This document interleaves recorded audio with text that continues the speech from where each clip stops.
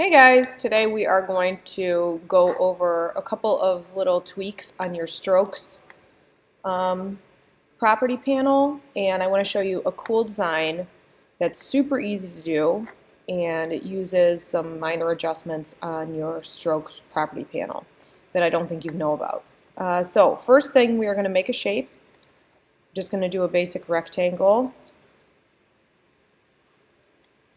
Okay, and I have it set defaulted to that RLHS blue to stay on brand with Round Lake High School. So on your properties panel, you're going to notice that you have a stroke with this dotted underline and the opacity too, which means you can click on it and that will open like an option window for you.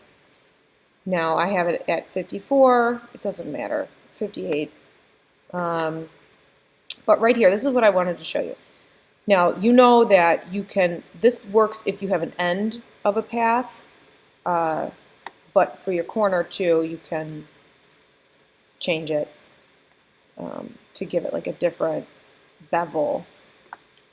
But then this one down here, aligned stroke. So this gives you a choice whether you want the stroke to sit on the outside of the path, on the inside of the path, or in the middle of the path. Now your Illustrator will default to being in the middle of the path.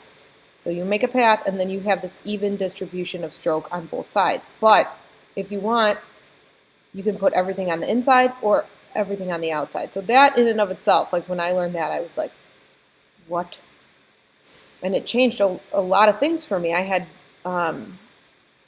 really previously been like compensating for that by doing an offset path. Like if I wanted to get my stroke over out here, I would have to go in my Pathfinder and do an offset path.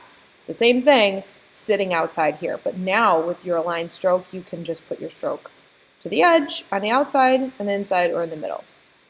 So for our purposes, I'm going to put it on the outside. And then I am going to go into my stroke and actually do a gradient. Now that one's a little funky. So I'm going to go gradient options, and I'm going to change it to, now it's defaulting to my fill. Don't want that. I want this to be my stroke, my gradient stroke. Now my color scheme is not great. Let's see. Now you can make one with a very strategic color scheme. Now remember, we talked about this with your swatches. My swatches disappear so much. Yeah, no. There you are, buddy.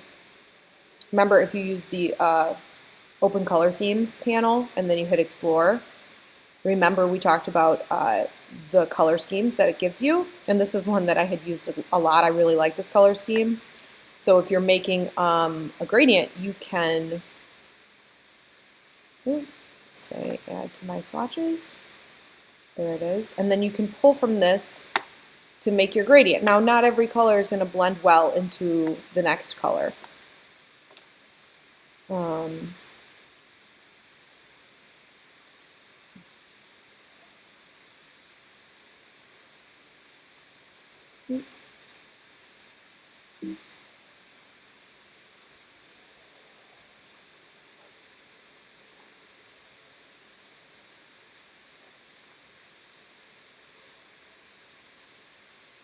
There we go. Okay.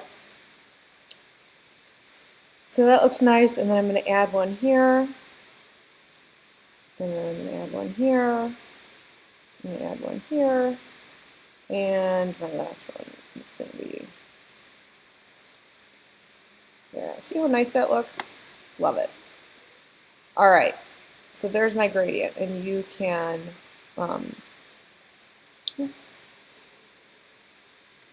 just keep that there for you. Okay, now, this is where we're at right now. We have this stroke. It has a nice color scheme on it. It's like at 58 weight, and it's sitting on the outside of my path. So now what I'm going to do is I'm going to go into my properties, click on my stroke, and I am going, sorry, 3 more. This is going to open my appearance panel. So again, if you click on your stroke, these are the characteristics of your stroke. But if you click on your more buttons, it gives you your appearance panel. And that one is very cool and something we've never talked about. And if you click on the more, you can say, sorry.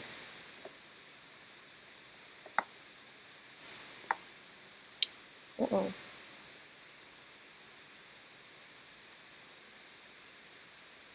Okay. Add new stroke. There we go. And this one I'm going to have on the inside. And I'm going to make it a little bit bigger. Okay. And for this one, it looks great. And you'll notice, too, that you have almost like a 3D situation happening. But the coolest thing is that it's one path. So you can do that. You can do that. But I was going to say that in this one, if you wanted to change your gradient direction, you can totally do that too. And then there we go, edit gradient.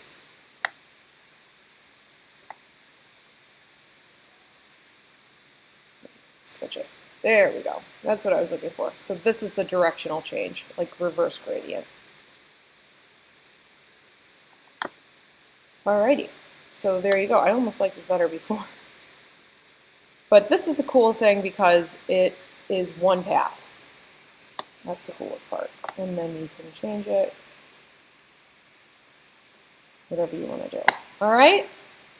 So fun with the properties panel, the appearance panel, and just some minor adjustments with your stroke. There we go, right here. All right, enjoy.